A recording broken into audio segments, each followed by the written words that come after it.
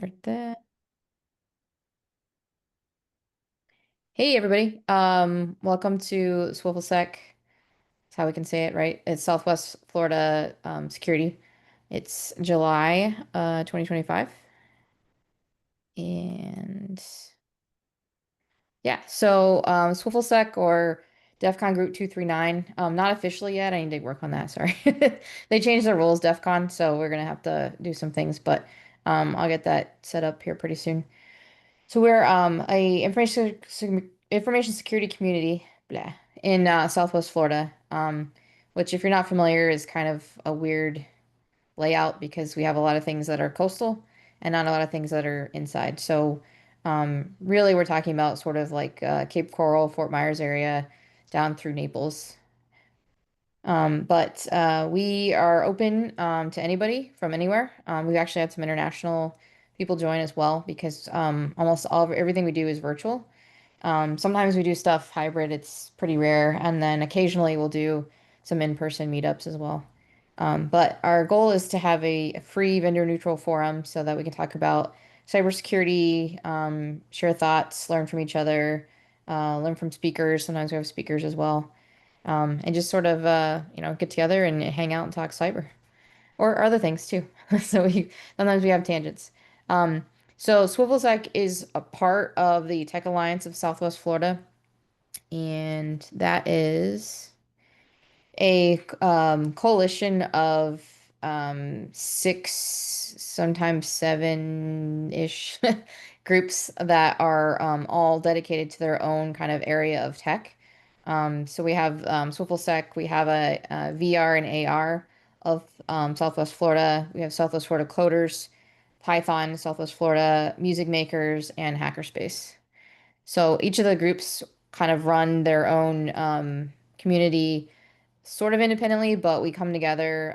We share a Discord server, we share a website, we share events. At least once a year, we'll have an event where we bring all the groups together. That's usually in person in Fort Myers, and we kind of have like a party and have fun. So um, I think we're planning something pretty cool in October, maybe with some costumes. So we'll wait and see how that comes together.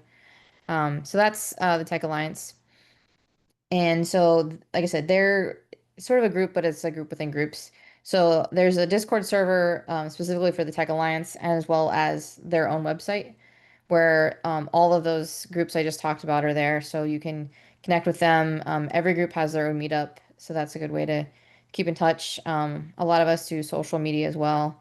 So the links to all of the SwivelSec ones are here on this page as QR codes. And then we have our own Discord server for SwivelSec. I would say join both if you want. Again, we tend to kind of cross post a little bit since there's two servers.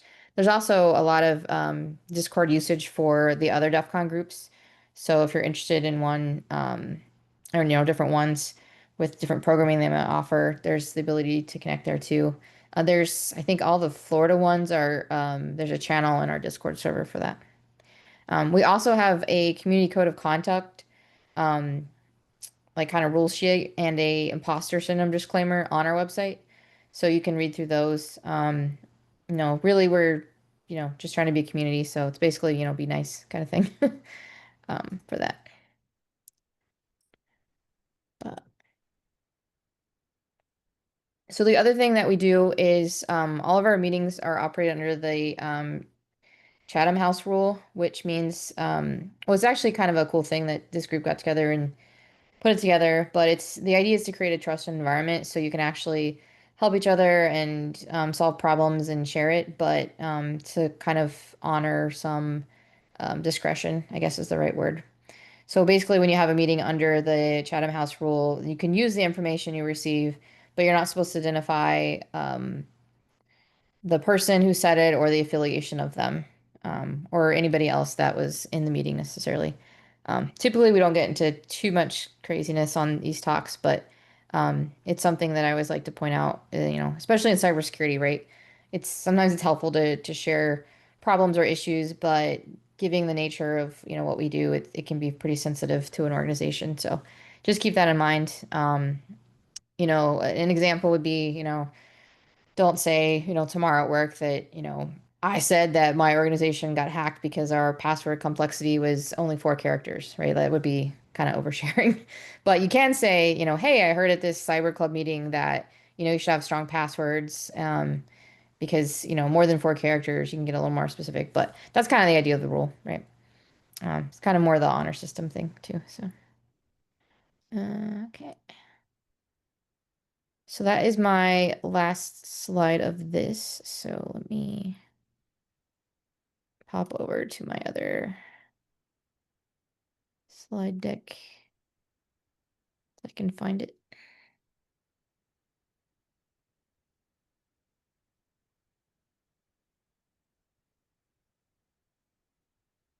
And I can put up those links again too at the end of the meeting.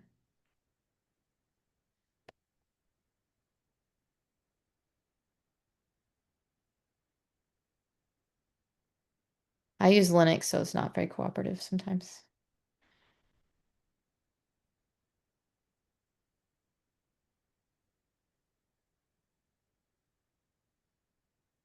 Okay.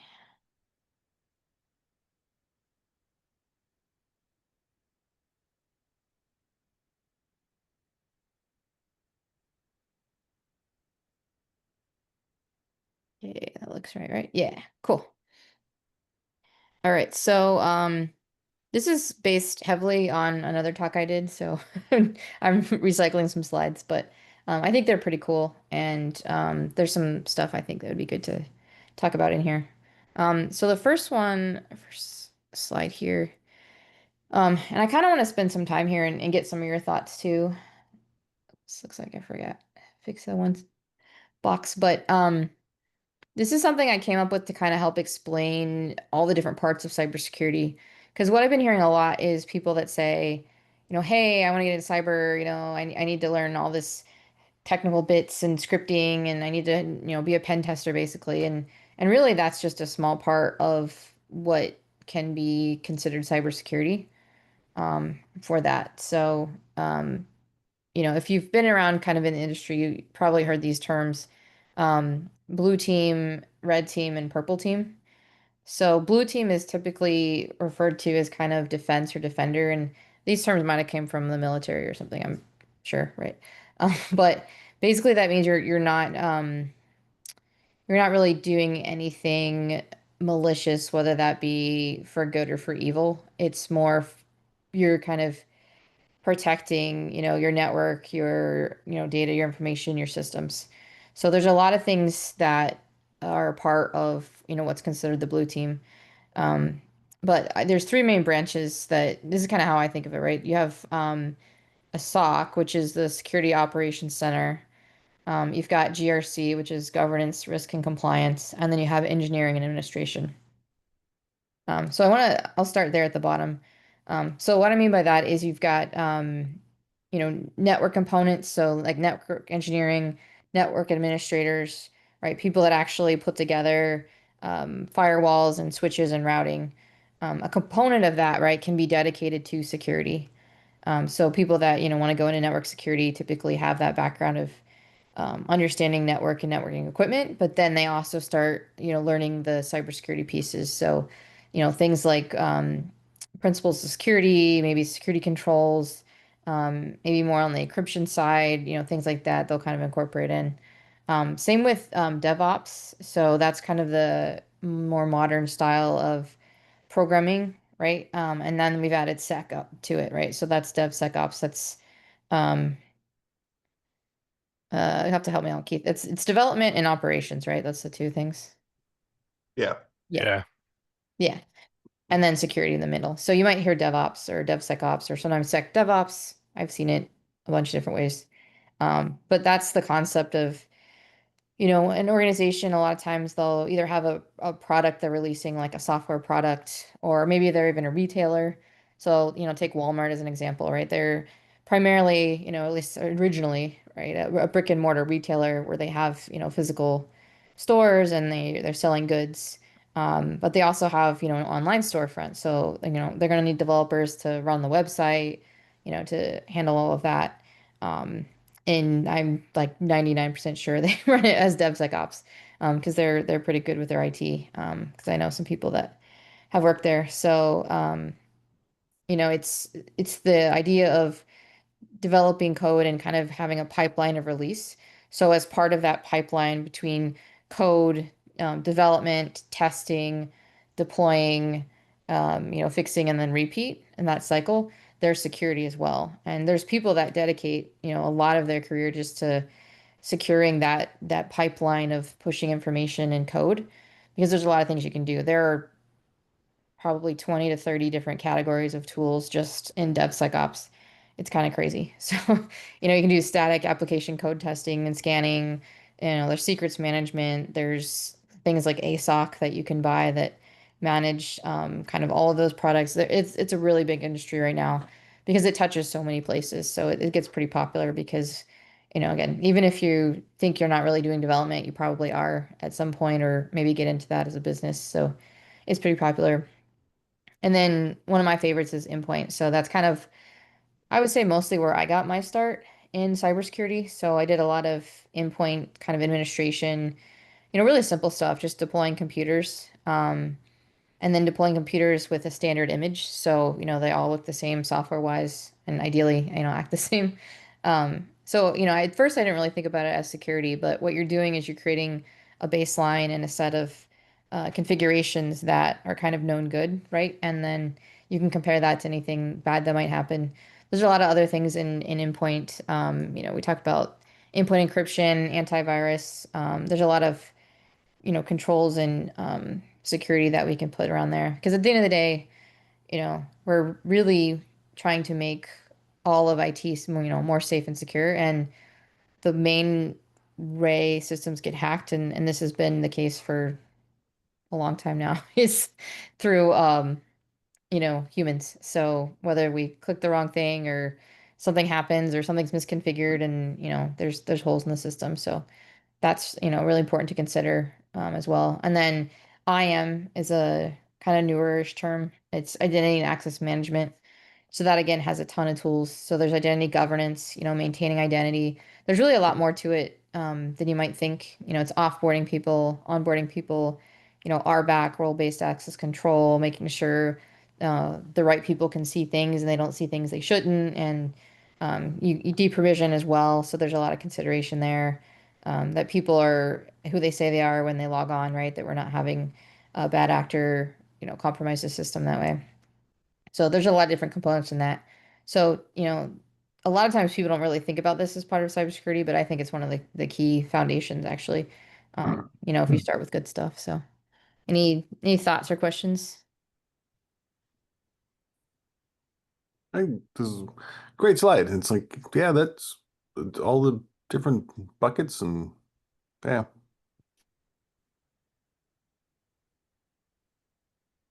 Yeah, it's one of those things that people have asked me a lot. So I was like, let me explain and have like a place to do it. Yeah. Um, yeah. Another popular one, if people think about cyber, and honestly, it's not a bad place to start in cyber, is the Security Operations Center or the SOC. You might see a lot of job postings for SOC analyst, those types of things. So if you're wondering what they were, it's a lot of different things. Mostly it's about kind of logging and monitoring and responding to alerts, right? So assuming that we've configured all of our network and endpoints and everything good, then it's somebody watching those logs to see if there's something bad happening. It can also include vulnerability management. That kind of it's a little bit on the administration side, but there's some tie-ins to operations, right? So depending, some orgs organize it a little bit differently, but I've seen it as part of a SOC. There's also threat modeling. So again, that could just be your entire career is just like threat modeling. So, what do threats look like? Risk-based models.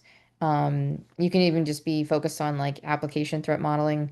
Um, what are different ways people can, hack our app that we deploy, things like that. Threat intelligence as well. So understanding what's going on threat-wise around the world.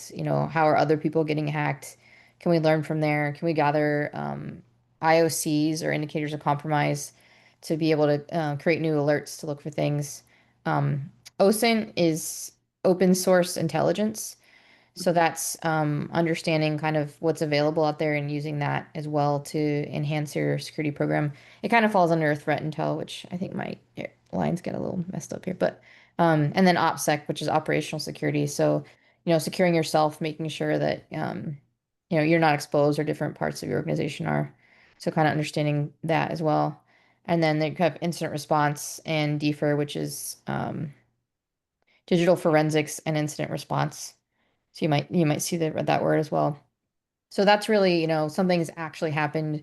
We've seen it, we see something on the logs, or we've gotten an alert and there's actually an active incident, or like something happened like ransomware, right? Where you need people to respond. And again, each of these boxes are entire careers that people can be dedicated to.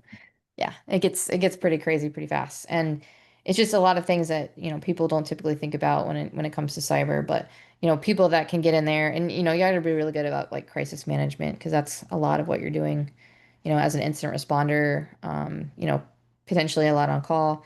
There's entire companies that's all they do, kind of thing. So that's something that, if you don't want to do it for your own org, you could hire somebody or have somebody on response. That's pretty typical that can come in and help with that. And then digital forensics as well. That kind of ties into a lot of legal cases, which I don't think I have one on here, but there's a concept called e-discovery where you actually dig for records and, things like files and data that are needed. That typically comes up in like court cases and things like that. So the idea is because it's for court, you have to be really careful. You can't just like copy a hard drive and say, here you go. There's a lot of protocols to follow so that it's considered, untainted and admissible evidence in court. And then we have GRC, right? So, this is a area I've spent part of my career in as well, which really has the three main components. So, governance, it's programs, policy, process, which again, it can be, all that you do because having that in place really helps with maintaining security, maintaining those baselines, understanding what changes are happening, matching up, all vulnerabilities getting actually completed, things like that. Ooh, hey, jumpy mouse. There we go. For there. And then BCDR is business continuity and disaster recovery. So that's focused mostly on if there's issues from the business side, if you think about it that way, right? So if you have something like a global pandemic where, maybe people can't come to the office, what do you do? Or you have a disaster, maybe your data center floods, what do you do? So again, that's a whole nother field. There's a lot more to it, right? There's emergency preparedness and response, and depending on your industry, there's a lot of other considerations and legal. And then there's just awareness and training, which I didn't really know until I attended think it was Sands. They were offering a lot of free conferences during COVID years, like 2020, 2021. And they had like a whole conference just on this. So it was pretty cool. So they talked about like what can you do to, help people understand cyber better, make them more aware. Talked about different training programs, it's not just like phishing campaigns, but it kind of went a little bit beyond that. And what was interesting is a lot of people that kind of fall into this field come from other backgrounds typically. So people like psychologists, teachers. So, I always ask if people are trying to get into cyber, hey, what have you done before, if you're not like coming right out of school? Because a lot of the times you can take those skills and like parlay them into something in cybersecurity, and that's a common one. Just understanding how to talk to people. I think it's important too. And then you've got all the risk side, so that can get kind of businessy as well. I always think of like MBAs when I think about risk. But you've got insider threat risks, or people in the company sabotaging us. We have to plan for third party risk, which is really big, and supply chain. Are the computers we ordered already hacked? That would not be good. Are our vendors that we work with, are they secure? That gets to be there you go. That's what it is. It's the wheel. Okay. And then there's also business and financial risk, right? Like monitoring, like, hey, if we have this data set gets breached, what does that mean for the business? And those are important to have if you can kind of do some quantitative analysis and have numbers. You can get a lot more done in your security program because you can back that up with things. Um, and then That, comes that the applied side. Yeah, oh, go ahead. that's always been a hard one. If this happens, what is it actually worth? And like coming up with those numbers it's tough. So yeah, I do agree. If you can do that, if you can at least come up with some rationales to if this happens, it'll cost X dollars. That would be an amazing thing. I've never seen it, but I'm sure people can do it. Yeah, I mean it seems to be a pretty dedicated line from what I can see. I mean, you've got there's standards for risk. There's like the open group has FAIR, which I forget what the FAIR stands for, but I'm pretty sure the R is risk. So it's like a framework for dealing with it, and there's like a whole rabbit holes you can go down for all of these things for Yeah. sure. Mm. Yeah. And then compliance, right? That's you probably heard about that. So, things like data security, your laws and regulations, like GDPR, that's a big one. Making sure that your organization doesn't get fines from that is pretty important. That's something a lot of executives understand. So that's typically a pretty big thing. I've seen a lot more organizations have compliance officers and security officers, to be honest, but they kind of end up doing double duty um, as security people. There's quite a tie to that, right? And then we have the red team side. So that's more offensive security. And by offense, we don't necessarily mean bad. It's more the mindset of trying to break things, usually for good, right? I mean, obviously people break things for bad, and that's why we have jobs. But um, it's kind of like thinking about it a little bit differently than the defense side. So that's going to be there's penetration testing, but there's also like decoy systems. So people don't think about that a lot, but you can have honey pots, which are systems out there, either like servers or, um, n different networks. I've seen some crazy ones. There's vendors that will, like, you can buy and they will set up a honeypot and system for you. And the idea behind that is to there's twofold. So the first thing is to distract, malicious actors from attacking your own good network. So they kind of see that one and go after it. Kind of, it ideally is kind of made to be hacked, if you will. And then from that, the second advantage is you can see what they're doing. So the idea is if you can see what they're doing on the network that's fake, then you can prevent that attack on your real network. So that's pretty cool. And that's something I really didn't learn about until like further on in my career that that was even a thing. And then there's something called honey tokens as well. So that would be like user accounts, data, things out there that um, are not real, but you stand up to see how bad actors may be hacking it. And you've got penetration testing, which again is a pretty big field, usually pretty popular. I call it like the sexy part of cyber because it seems like everybody's always talking about it that way. Um, there's in-person stuff, which is pretty cool. So that's actually physically going somewhere, and people pay to have these done, right? Where they try to walk in the building but don't have a badge, or maybe they have a fake badge, and just see where they can go and how they can break in. That typically includes lock picking. So, that's actually, being able to pick locks. That's a pretty big kind of fun side thing that you can do in cyber. And then social engineering, right? Can you convince somebody to let you in somewhere that they're not supposed to have people? So that's important. Again, it's to kind of you're thinking like the hacker so that you can prevent it for the organization. And then the other side is more the what I call remote or the cyber side. So you've got open box and closed box penetration testing. Open boxes, you have you're given some information, like here's a list of systems, here's actually the system names, like go hack them kind of thing.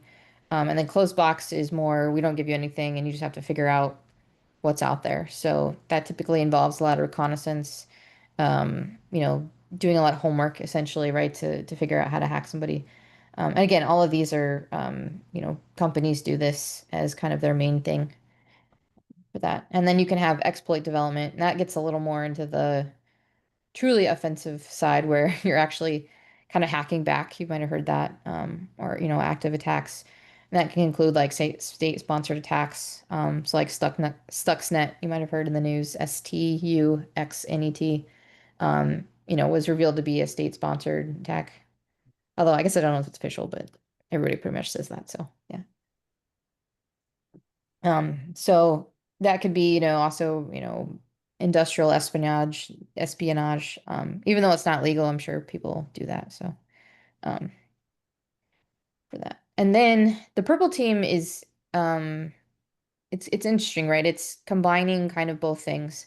So there's people that are considered purple teamers where they will, maybe try and create an exploit and then also create the alerts that it might fire and then do the exploit and then kind of check at the same time. But a lot of times that term gets used for exercises where you have your SOC on board, you have maybe an internal or an external penetration testing team, so you know something should be happening, and you can watch for it, right, and make sure it does.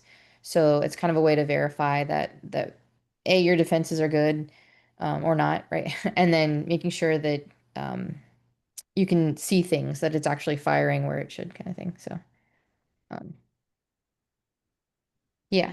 If I missed any something, let me know. Anybody think I missed something or have any thoughts or questions? I just said that the state-sponsored one was the most interesting. The it was Miami, whatever I forgot. Secure Miami, I guess they like half their talks were about state-sponsored cyber attacks, and I forgot, but then it was like 150,000 employees of the Chinese government are just dedicated to this, and North Korea was doing it basically to raise money. You know, they'd go on cyber attacks just to get money to pay for the government of North Korea. I did not realize how big it was. But yeah, it seems to be like one of the biggest current threats out there, at least most talked about, I guess. Yeah, it's interesting. I think it was Mandiant that Um, they weren't, I guess technically it's considered hacking back, but they were able to get into, and this was a few years ago, well, probably many years ago now, but it seems like a few years ago, where they actually broke into the laptops of the hackers Oh yeah. and they saw through their webcam their operation. And they watched them for a while. So basically they would come in, do their 8 hour shift. They were recording audio too, so they heard them talking about like their weekend and their life and stuff. And they're like, yeah, they just seem like regular people, but their job is to hack into companies and deploy ransomware and get money and stuff. So yeah, pretty interesting. Yeah.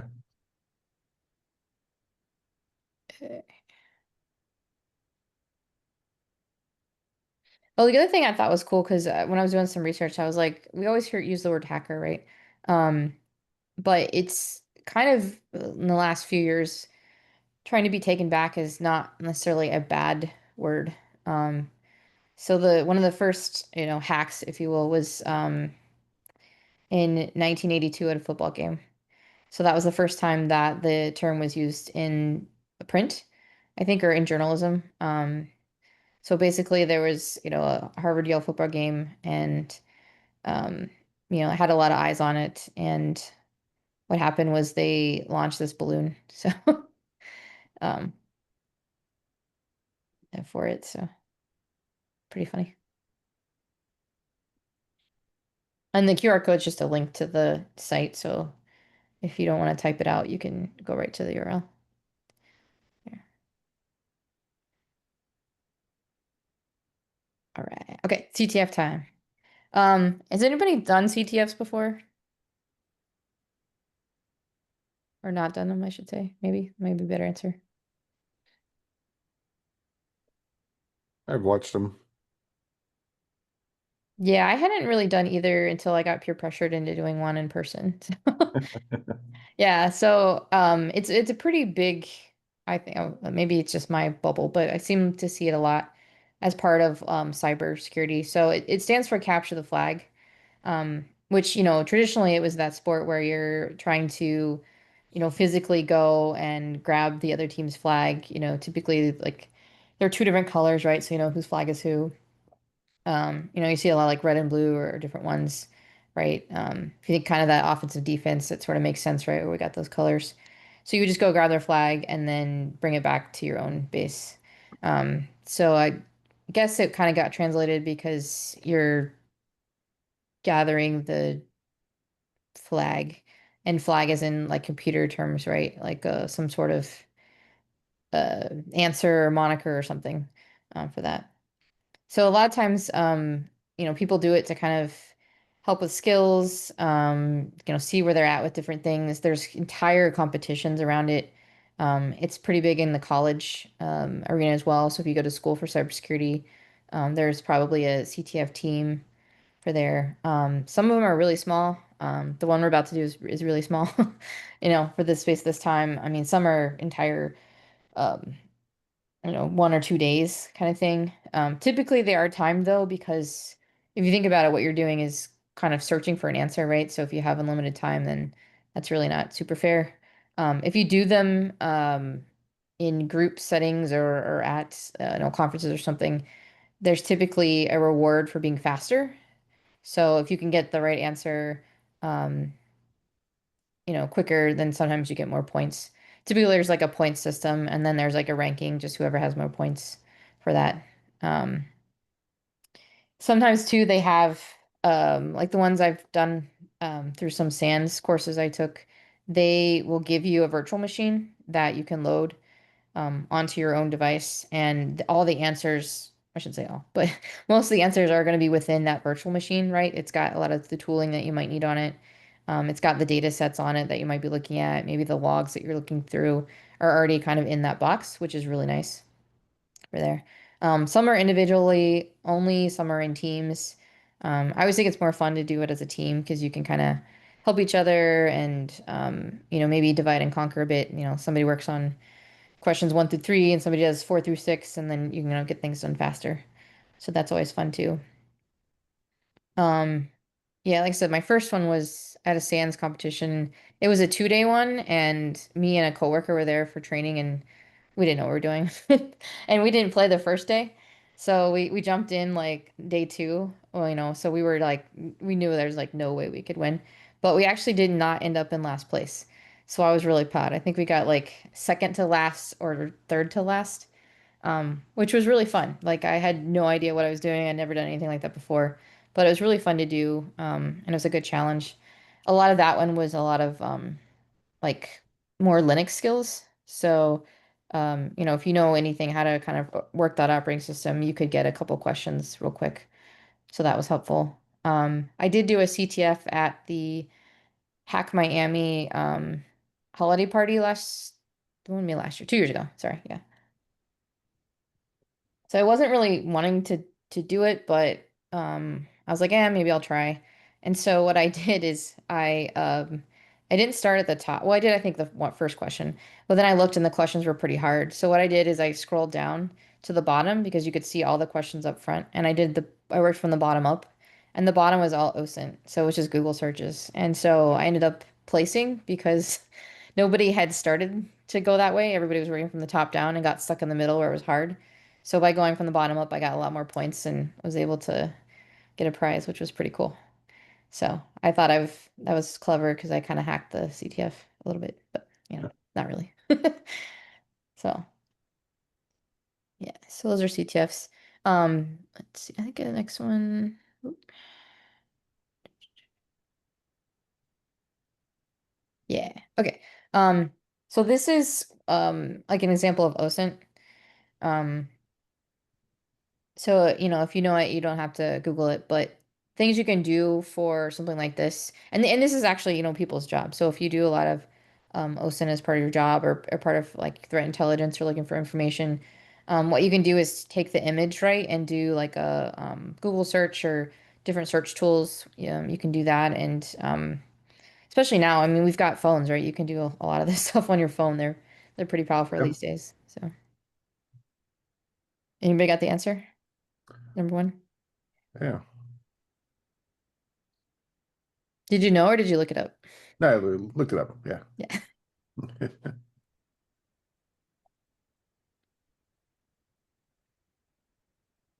Yeah. 40th Prime Minister of New Zealand.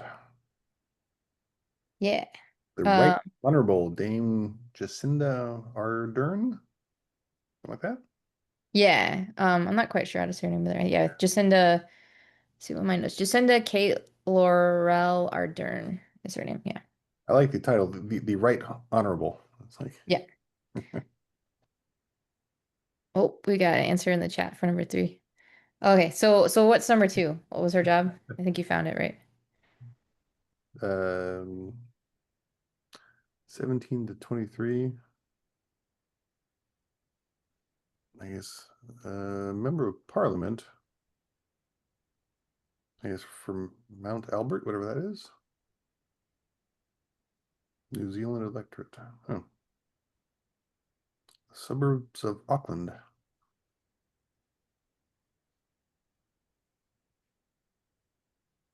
Do you know the answer, Louis or Louise? It's number two.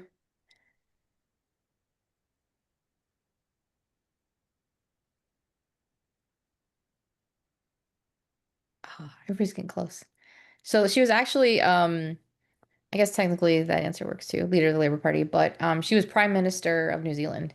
And she actually, by doing that, became, I think it still stands, the youngest female head of government, like, top billing. So she's one of my heroes for that. I think she was like 37 or something when she got elected, which is pretty cool.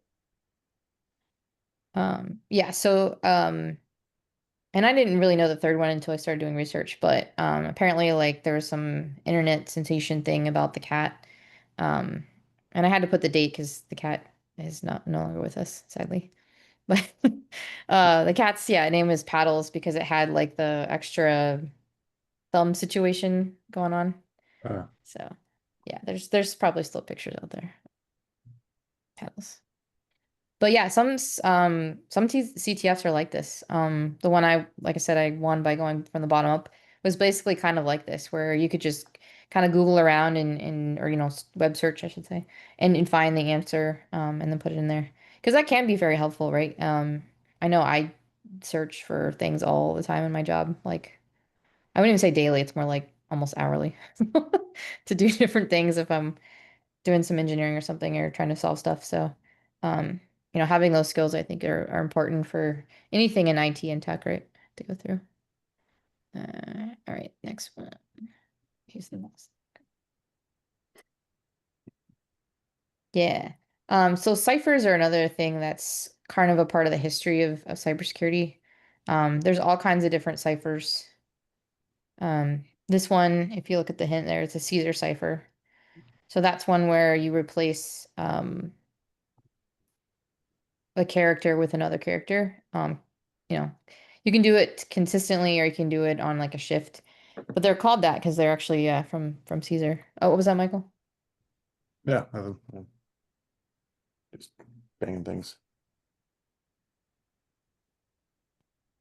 So these ones get tough if you see them in CTF because you're like, I don't know.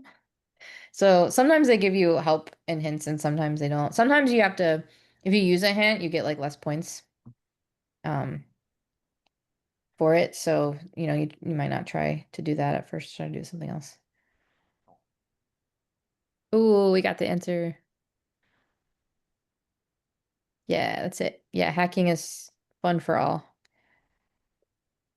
So this one, it's fairly simple because I wanted a good example. So if this just goes back, the letter you see is a letter one beyond in the English alphabet. So instead of an I, it's an A. Instead of a B, or an I, it's an H. Instead of a B, it's an A D is a C.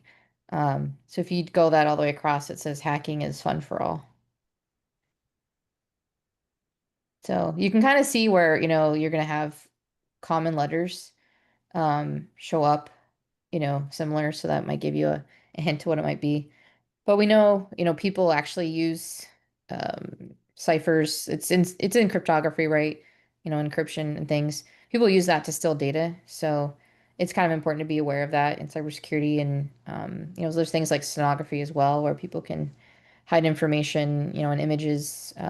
People do really cool things with packets to steal information these days. So it's kind of good to be aware and, understanding maybe some tools to get through that. So, oh, there's the code.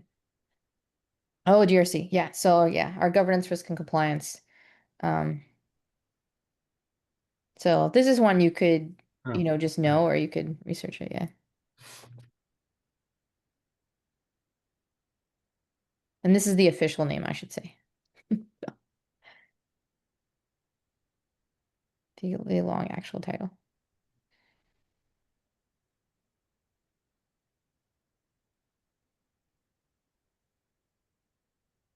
And they just released their fourth version. I think it was this year. Yeah. Yeah. Yeah. Yeah, it's PCI DSS, so the payment card industry data security standard. So what that is, it's a conglomeration of all of the major credit card brands. Are like, hey, like we don't want our stuff to be hacked as much because every time, a credit card gets hacked, they gotta issue a new one, they gotta, reverse charges, and it's a whole thing. So they actually have a business need to care about, people having issues with their credit cards and cards getting stolen. So they came together and created this standard. Like I said, they update it every so often, every I think 2 to 3 years or so. There's a new version that just keeps up with technology, right? Since technology changes all the time, what they recommend for security has to change. But it's got things like, lock the doors to the data center and, have passwords for everybody. It's mostly basic stuff, but um, there's a whole industry of people that's all they do is they just do PCI audits and help people through that kind of thing. A lot of businesses though too, because there is this standard, they will kind of not worry about doing anything with credit cards and they'll have like a third party handle it. And that's where we get back into third party risk. You have to make sure that party is, PCI compliant ideally and things like that. So, and you still have to do your part. There's still, even if you don't take credit cards, you still have to if you get that data, there's things you have to do. So they actually divide the standard into people that are primary processors and ones that aren't. That. Okay, so this is a fun one. This is just, I think, a random picture I found on the internet.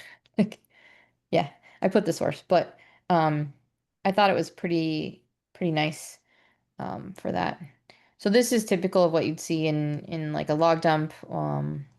Think this one is, yeah, from Linux specifically. But, if you do any sort of command line stuff in any operating system, it'll look like this. And that's really important to understand as well. So, typically there's not always GUIs for things in IT or cyber specifically.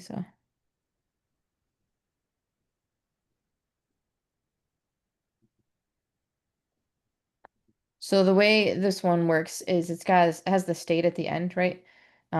So you're listening on this address. Um, This is the time wait connection right here. And then it's establishing the connection and then sending the last stack or acknowledgement here. So the question is asking for what is the destination port of this connection. So we're just looking at like this third line here.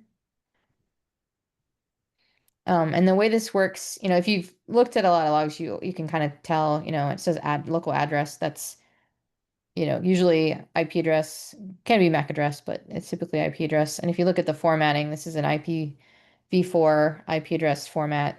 127 is very common.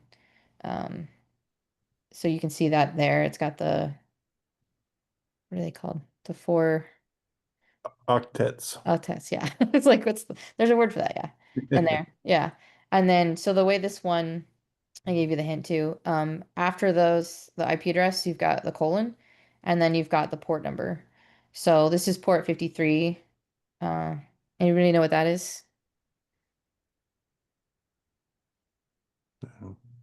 DNS, right? DNS. Okay.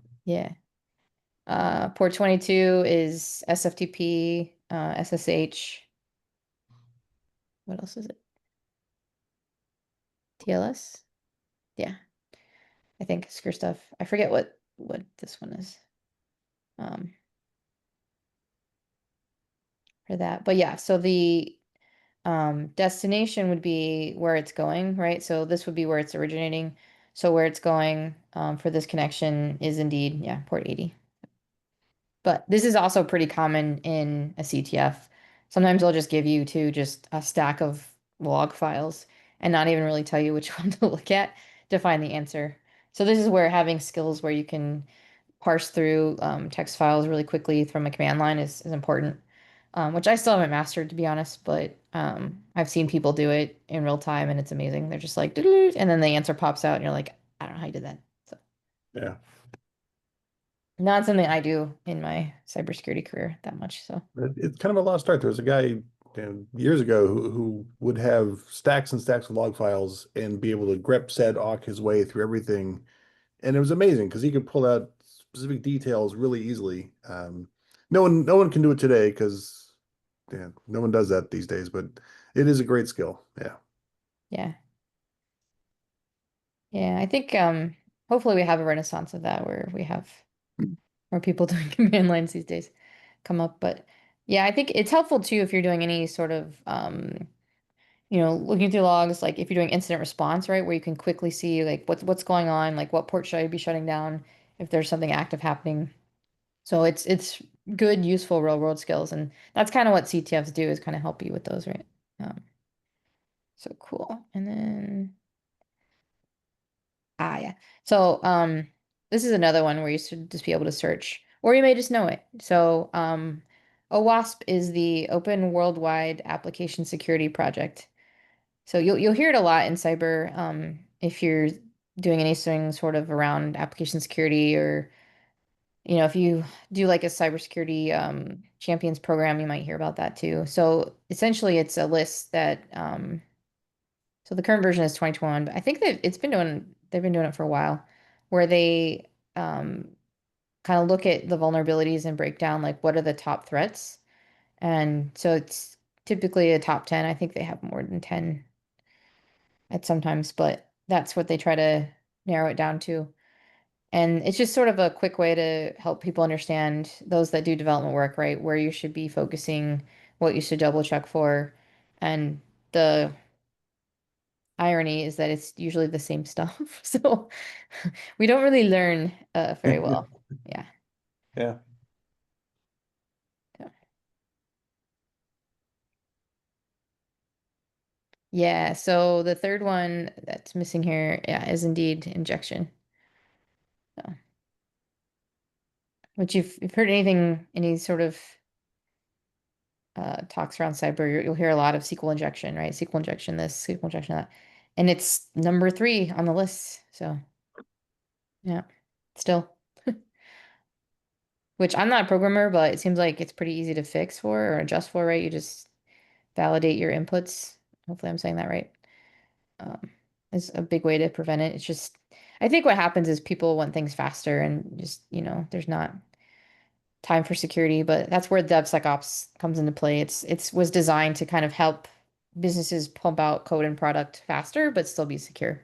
And the idea was to kind of help with some of these things. So yeah, that's the OWASP. I think yeah, I was gonna say that's probably our last question.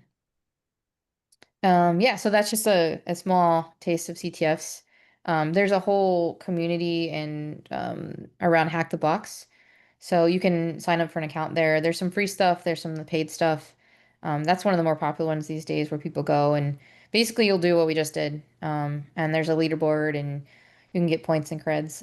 A lot of people new to the industry, students just coming out of college and such will kind of do that as like proof, right? So you hear about, hey, you want a job, have a project. So a lot of people will do that and say, look, here's my score. I've done all this, hacking kind of as a proof of that they have certain skills. Um, our sister group, Space Coast Sec, they announced this on their Discord. So there's this 12-month long CTF, which is crazy, but cool in a way too. Um, so they're sponsoring that. So Wiz is a cybersecurity vendor. They had a lot of cloud app security type products. They were just bought by Google though. So like a CNAP, and then they were doing some API security stuff too. Yeah, we use them. Well, Their stuff's really good. Yeah. yeah. Yeah, they're pretty popular Yeah. in the industry for sure. Yeah. And I should have like big confetti streamers. But if you are local to Southwest Florida, we are launching the first ever B-Sides Southwest Florida this year. We're putting it together. It's going to be November 14th and 15th. So November 15th is a Saturday. That's going to be like the main conference day where we have speaker talks, villages, things like that. And then November 14th, we're going to have some training sessions. So you can go to the website now and get tickets.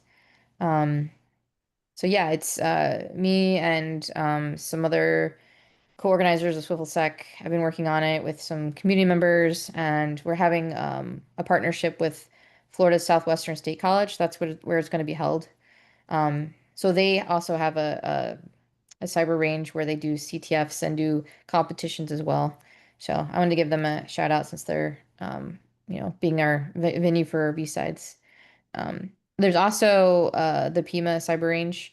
We had a talk in SWFLSec. This was 2022, and it's recorded. You can actually I could probably put that link in the chat. That might be not a bad idea right now.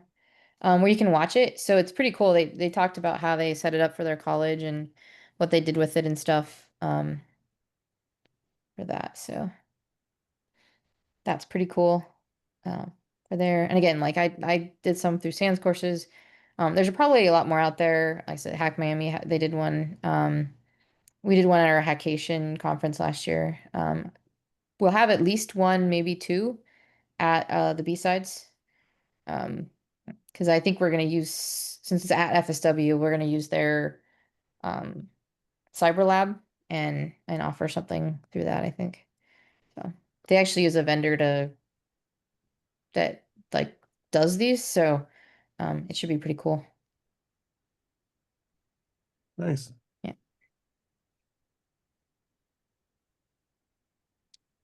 And yeah, that was my last slide. So um yeah, cool. Anybody have thoughts or questions or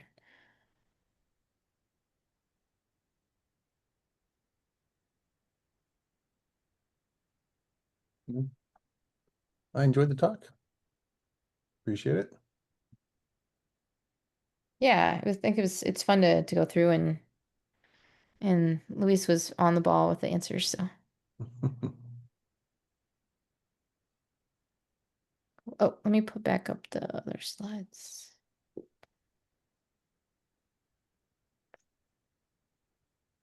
with all the links.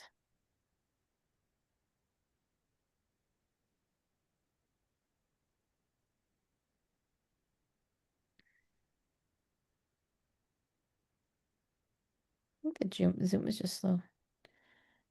Do the wrong one again. Nope, good.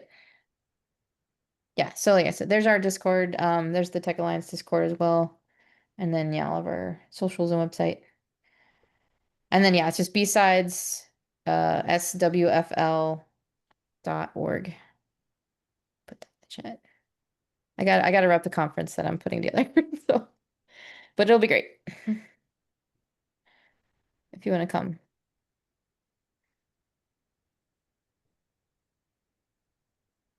Oh, cool. Thanks, Tanya or Tanya, or not sure how you say your name, but glad you enjoyed it. Oh, haha, that's cute. There's XKCD. Little Bobby drop tables. Oh yeah, the classic one. That's an old one. Yeah, they're all old at this point, but it does make talking about technical stuff with your peers easy. Just reference one of these cartoons and oh yeah, that's what we're doing today. Yeah. Well, it's interesting. So I'm trying to register to be a volunteer. I can't get the submit button. Oh. It's below the bottom border. So Oh yeah, we're having some yeah, merge issues with the code. it bounces up, but then drops back down. I can't get it. Oh well. I'll check It back. it worked for me, so it might be browser Could be. format thing, Yeah. yeah. Let's see. I think between mobile and desktop we have some issues where they're not quite the same. But yeah, so yeah, if you don't get oh yeah, so if you ever haven't seen XKCD, if you leave your mouse over it, there's like an extra text. So this one says her daughter is named Help, I'm trapped in a driver's license factory. That's funny. Um, so yeah, so the joke is the first name is Robert, but his last name is basically the command to drop table, which is SQL, right? I think it's SQL. Yeah. Yeah. Yeah. Yeah. Where basically it deletes the data in the table. Yeah. Yeah. The semicolon starts the next command, which is yeah, drop table students. Yeah. Yeah. So essentially by just typing his name in a field, so like a website, right, you would hit that, and because they're not sanitizing their inputs, then they've essentially deleted all their data. So Yeah. And it is funny because right, this was written, I don't know how long ago, but yeah, it's a recurring practice for whatever reason. Yeah. yeah. People Yeah, forget. so how would you would fix it, right? By just how would you program that? Yeah. Just and when the input comes in, just is there a semicolon? Probably not a good thing, right? you know, it's also the other one is in your SQL. If you just concatenate strings together, it'll bite you. If you have parameters that you can say this parameter needs to be, an int or a string, it helps. But yeah, Yeah, parameters is the way to go. Like, so instead of putting it right into the SQL, you just put like a question mark and then you pass it as a separate piece of data. and the database knows better than to do that. If you give it a hint, say this is a parameter, it will not execute arbitrary statements that way. But yeah, XKCD is just it's great because it's all true and it's all stuff that still exists. And yeah. Yeah, cool. Yeah, thanks for that. I remember that one. Probably, well, it might have been when it came out. There was a time I was looking at them every day for Yeah. a while. Yeah, when I was in the trenches as a sysadmin, I needed my daily dose of humor. That was usually relevant. So cool, cool.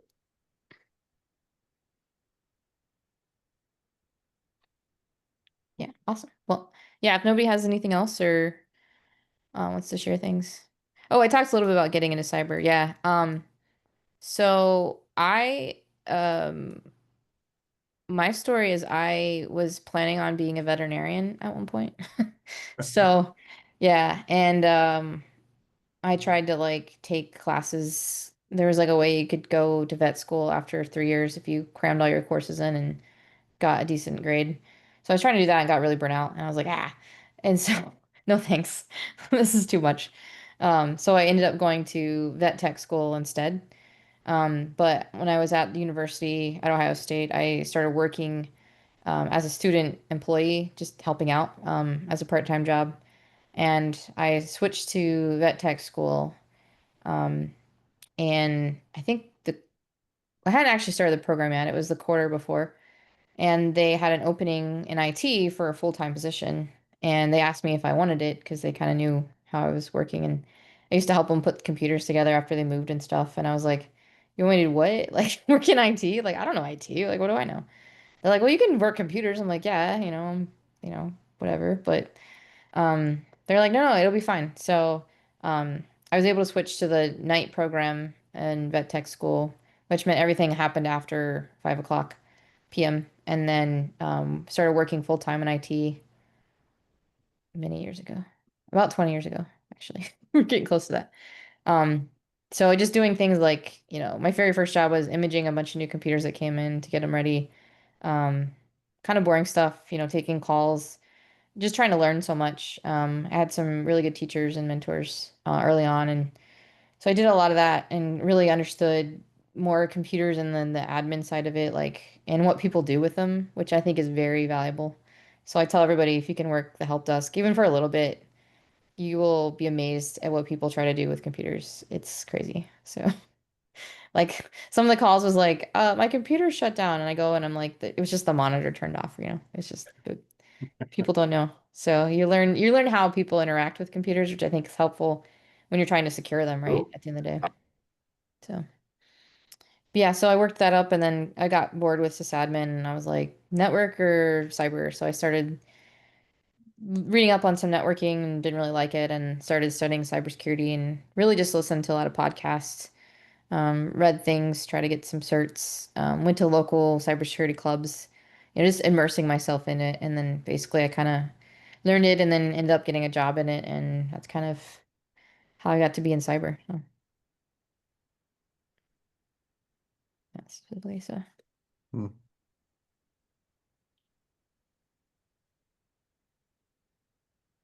But yeah, it's been an interesting road for sure. Different things. Cool, cool. Well, yeah, if nobody has anything else, we can probably call it for today. All right. Thank you. Appreciate it. Yeah, yeah, thanks everybody. Have a good night.